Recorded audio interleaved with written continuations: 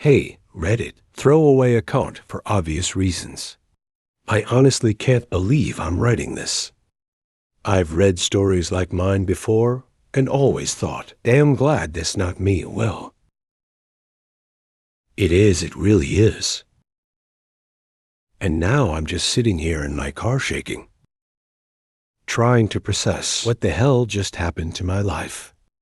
I've been married to my wife, Alyssa, for 8 years. Together for 10. No kids. I thought we had a solid marriage. I work a decent job in it. She is in real estate, flashy personality. Loves being social, always the life of the party. I'm more introverted, but it worked. Or at least I thought it did. About 3 months ago, things started to feel off. Nothing huge at first, just little stuff. Alyssa got a new hairstyle and didn't even ask what I thought. Started staying out later, saying she had client dinners and showings at weird hours. I didn't push, I trusted her. She always said I was too paranoid anyway. Hell, she used to joke that I couldn't lie if my life depended on it. Funny how that turned out. One Thursday night, she came home at almost midnight. Hair messed up, red lipstick smeared, which she never wore to work. And when I asked her how the showing went, she laughed in my face. She literally laughed. Said, "You wouldn't understand, babe. It's just business." Then went straight to the shower without another word. I know I should be he asked more questions, but I didn't I chalked it up to stress. Bad timing, maybe a rough day. But something in my gut twisted. It was like a hairline crack in a glass. You can't see it unless the light hits it just right, but it's there the next few days. She was sweet again. Made pancakes one morning, brought me coffee in bed, even tried to initiate sex, something we hadn't done in almost a month. But even that felt weird. Disconnected. Like she was performing. I couldn't explain it at the time. But now I know what it was. Guilt.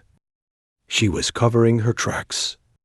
The real kicker came 2 weeks later when she said she had to go on a weekend client retreat about 3 hours away. Told me not to worry. Said she was sharing a room with a female coworker. Even showed me a fake itinerary she threw together last minute. I didn't question it. Again, trusted her like a goddamn idiot. But here's where it gets nuts. Saturday night, I get a call from her mom. She is worried because she can't reach Alyssa.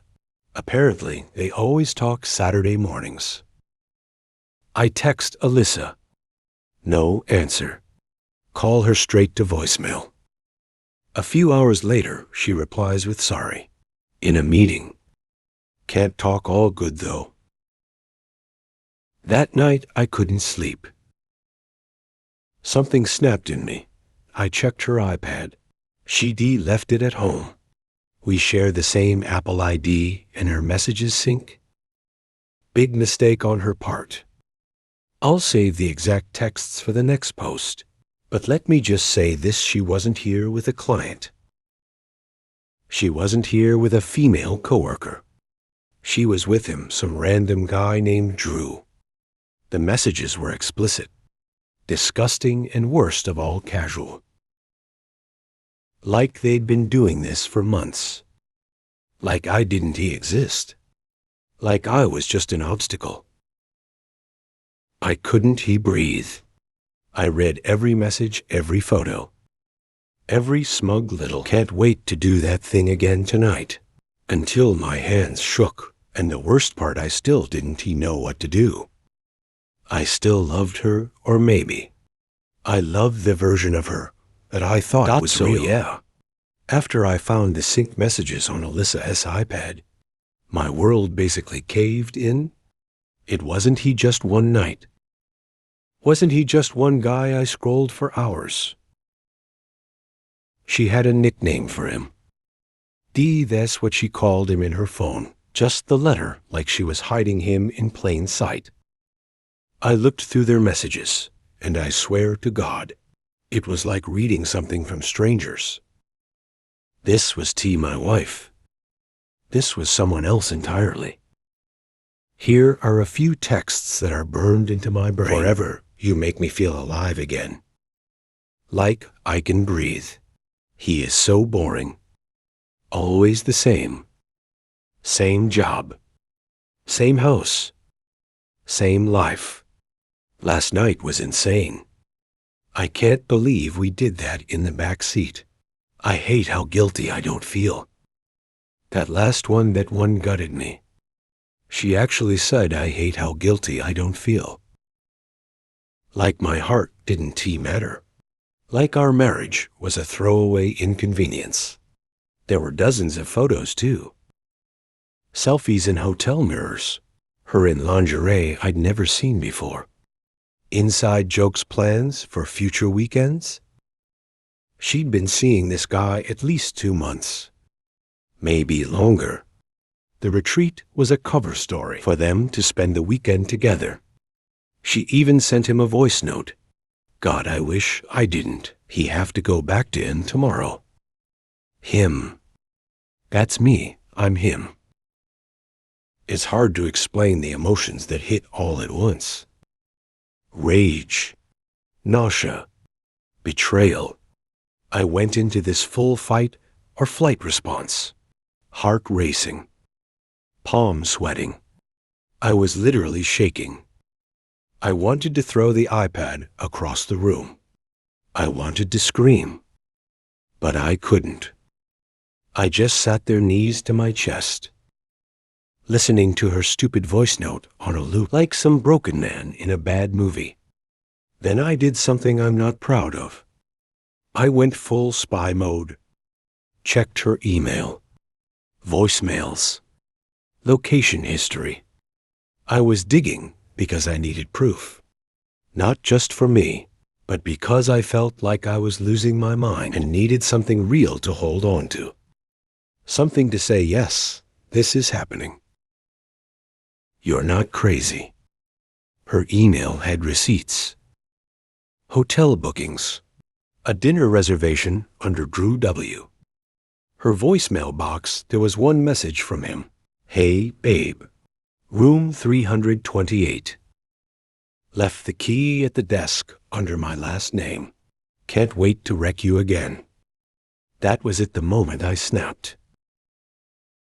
I couldn't unhear that. And here's where it gets messy. I didn't wait for her to come home. I packed a bag, drove 2 hours to the hotel. She said she'd DBA for her retreat, and yes, she was there, right? Just not alone. Receptionist gave me the room key without blinking. Turns out you can pick up a key if it's under your wife's name, and she didn't put a block on it, so thanks for that, I guess. I walked down the hall like I was in a dream. Part of me thought maybe she is here for work. Maybe I'm wrong. Maybe this is all a misunderstanding. But then I got to the door. Room 328. I could hear music inside. Laughing. Then I heard her voice say, "You're so bad," and some guy laughed back. I froze. I didn't knock. I didn't kick the door down. I just stood there, my whole body locked up. I wanted to scream, but all I could do was turn around and walk out. Back to the car, back to nowhere. And here I am now back home. She comes back tomorrow. No idea what I'm going to say. No idea how to say it. I haven't slept in 30 hours.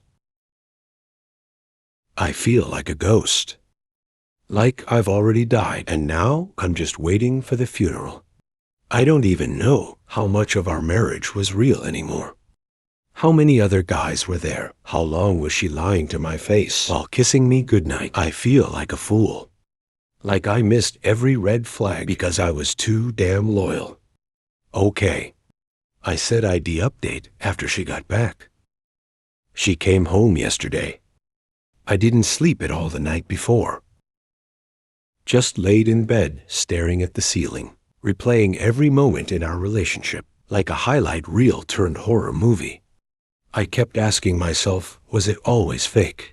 Was there ever a time she actually loved me? Or was I just a placeholder until she found someone more exciting anyway?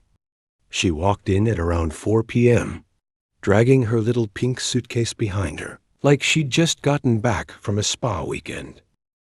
Sunglasses on her headphone in her hand, wearing this fake ass smile that used to make me feel warm inside. Now it made my skin crawl. "Hey, babe," she said. She hadn't even getting railed by another man for 48 hours. You wouldn't believe how exhausting this weekend was. My feet are killing me. She leaned in to kiss me. I stepped back. She paused. "What is wrong?" she asked, frowning that confused little expression she always used when she was about to manipulate her way out of something. But this time I didn't give her the space to squirm. I asked calmly, how was room 328? Her face changed fast, like a switch flipped. Smile gone, eyes wide. She blinked and tried to recover. "W talking about?" I walked over to the kitchen counter and put her iPad down in front of her. Unlocked. Opened the thread with D visible. "You left your iPad at home." Silence. Absolute deafening silence. She didn't say a word for a solid 10 seconds. Then she actually tried to laugh it off. "Oh my God, are you seriously spying on me now? You're being ridiculous." "Read it," I cut her off. "Read it out loud." "Go ahead." She didn't. Of course she didn't. She just stared at the screen like it might disappear if she blinked enough times. Then came the next phase: rage. "You went through my private messages. That is abusive, you know that. Do you know how violating that is?" I actually laughed. I think I scared her a little because it wasn't a normal laugh. It was bitter and sharp and empty, like something broke in me permanently. "You let another man F you in a hotel while I was here, worrying about whether you were working too hard. And I'm abusive." Then the waterworks started right on cue: tears. Sobbing hands over her face. I didn't mean for it to happen. It was a mistake. I've been so lonely. You don't understand what it's like, being with someone who is emotionally distant all the time. There it was. Blame shift. Suddenly, I was the reason she was getting railed by D in a Marriott. Suddenly, it was my fault she had to lie, sneak around, and say "can't wait to wreck you again." While I was cleaning the gutters at home, I asked her flat out how long. She hesitated a few weeks. Lie, I asked again. "How long?" She whispered, "Since March." It's July. 4 months. 4 months of dinners, kisses, lazy Sundays, Netflix nights, all while she was living a double life. Then I asked the question I didn't want the answer to, but had to ask: is he the only one? She paused too long. That was all I needed. I didn't even wait for the answer. I just nodded, sighed, got it, and went to grab my bag. She followed me, crying harder now, saying I couldn't just leave, that we needed to talk, that she could fix this if I just gave her a chance. But it was all noise. White noise, like a fire alarm going off in a burning building. You hear it, but it doesn't matter anymore. The place is already in ashes. I told her I'd be staying at my brother's for a while, that I needed space, and I left. And here I am now at my brother's place typing this, while my entire marriage implodes in real time. She has texted me 36 times, called 12, left 4 voicemails. The last one just said, "Please don't throw this away." But I didn't throw anything away. She did. She lit it on fire and danced in the ashes. Thanks to everyone who has been reading and commenting. I didn't expect this to blow up. And honestly, it's been the only thing keeping me grounded these past couple of days. I wish I could say things got better after the confrontation. They didn't. They got so much worse. Let me walk you through what happened next. Because just when I thought Alyssa had told me everything, just when I thought I'd uncovered the whole truth, she managed to take it to another level of betrayal I didn't even think was possible. So after I left and moved into my brother's guest room, I went dark. No calls, no texts, nothing. I just needed space. But of course, Alyssa didn't give a single damn about what I needed. She started blowing up my phone almost immediately. Long paragraphs, apologies, voice notes that sounded like bad acting, stuff like I made a mistake. I was confused. He didn't mean anything. I felt neglected. I didn't know how to tell you. Can we please do therapy? Then the tone shifted fast. When she realized I wasn't answering, she got nasty. Suddenly, I was the villain. She started texting stuff like, "I can't believe you left me over one mistake. You're so dramatic. Grow up, you were never emotionally available. What did you expect?" That's when I blocked her email, phone, everything. But then I got a message on Facebook from a name I didn't recognize. Some guy named Ethan. I didn't open it right away. Figured it might be spam, but then curiosity got the better of me. I opened it and my stomach dropped. "Hey man, sorry to reach out like this. I think we might have something in common. I was seeing Alyssa we met on Hinge. I didn't even know she was married until I found your profile through a mutual friend. If you're who I think you are, I'm really sorry. Let me say that again. We met on Hinge. She was on dating apps while married to me. Not just cheating with Drew, apparently he was just one of several." I messaged Ethan back. We talked. He was a decent guy. Said he went on a few dates with her over the winter, late January through March. They hooked up maybe 4 or 5 times. She told him she was separated, but still living with her ex because of finances. He felt bad once he realized the truth. Genuinely, I asked him, was she seeing anyone else at the time? He said, "I don't know. But she did cancel on me a lot, said she had work dinners or family stuff." Didn't he really add up after that conversation? I felt something snap inside me again. It was like I'd fallen through a trap door, and under that betrayal was another one, and then another and another. And I realized I didn't know who I married. Not even a little. Every memory I had of her, every smile, every vacation, every time she said, "I love you," now had this rotting underside. And the worst part, she lied so easily. Like it cost her nothing.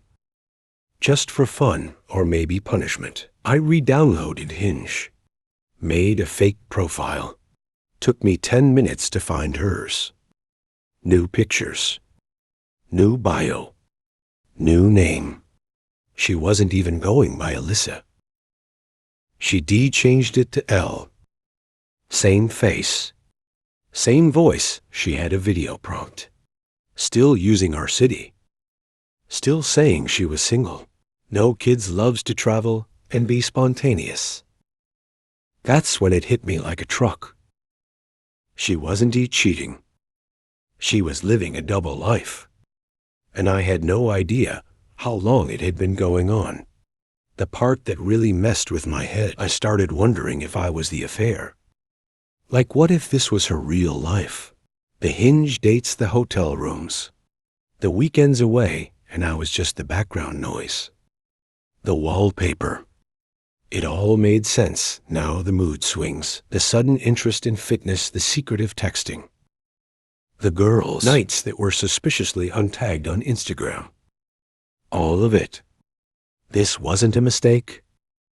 It was a pattern. A lifestyle. And I'd been blind. I'm going to talk to a lawyer tomorrow. Start looking at what separation or divorce would look like. My brother has been a rock, but I can't stay here forever. I don't know what I'm doing. My whole life was built on a foundation of lies. And now I'm just standing in the ruins, trying to figure out where to step next. There is still more I haven't even told you about. What I found in our joint account yet. All right, Reddit. Buckle up if you thought the cheating, the dating apps, and the hotel hook UPS were the worst of it. I wish I could tell you that was the bottom. It's not even close. So after the Hinge bombshell and the Facebook message from Ethan, I was already gutted. But then I started thinking about our money. You know, the thing people really fight over when a marriage dies. I figured I'd get ahead of it. Check our joint accounts, see where we stand. Boy, am I glad I did.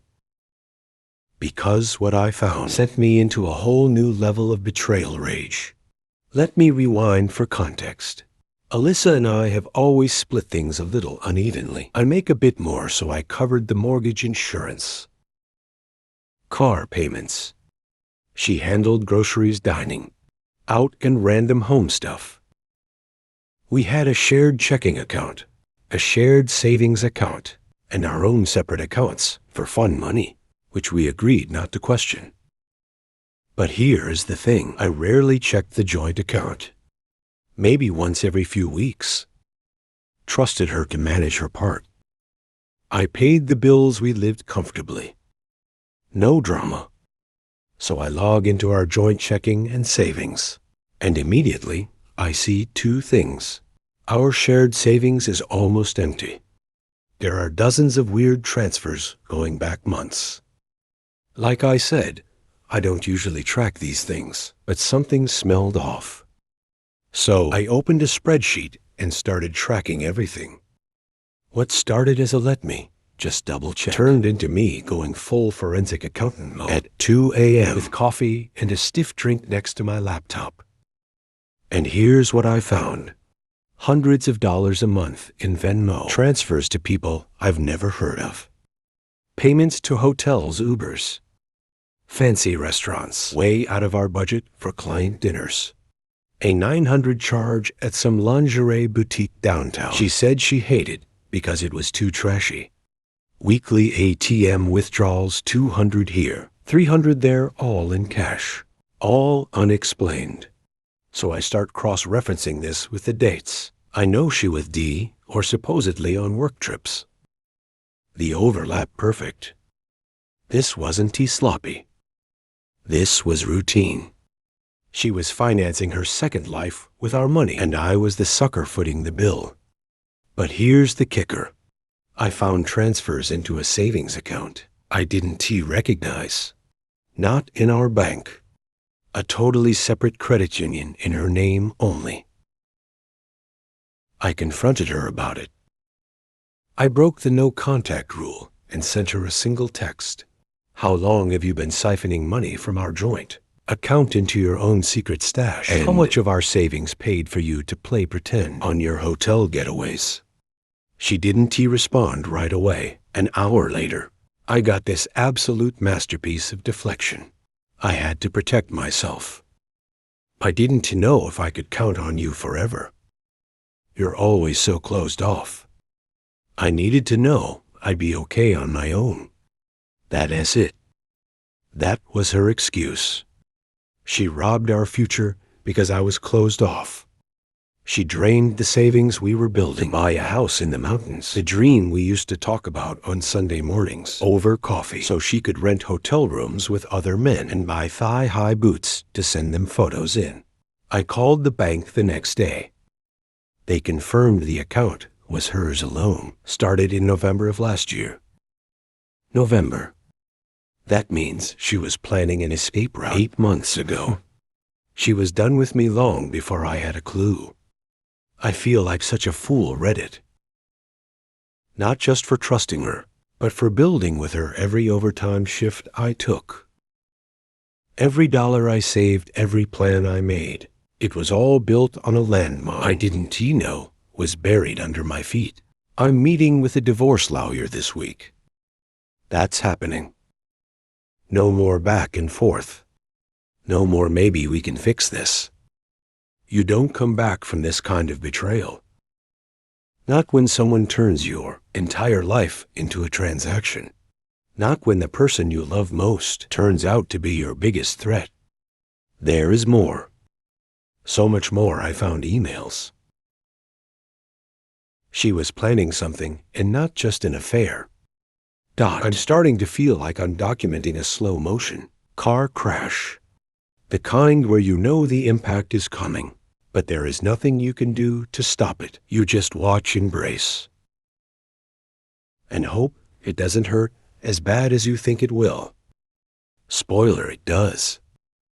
After I found a hidden savings account and confirmed Alyssa had been moving money out of our joint finances, I started digging deeper.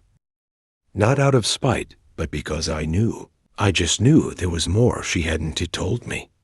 And there was. Turns out she had plans. Long-term detailed. Borderline delusional plans. And I wasn't in any of them. Here is how I found out. I went back into her email. I know some people will say that as a violation.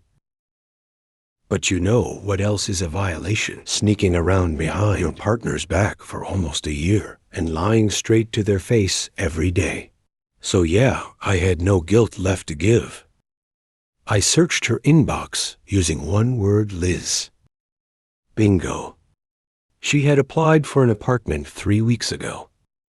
A 1-bedroom loft downtown, way out of her solo budget.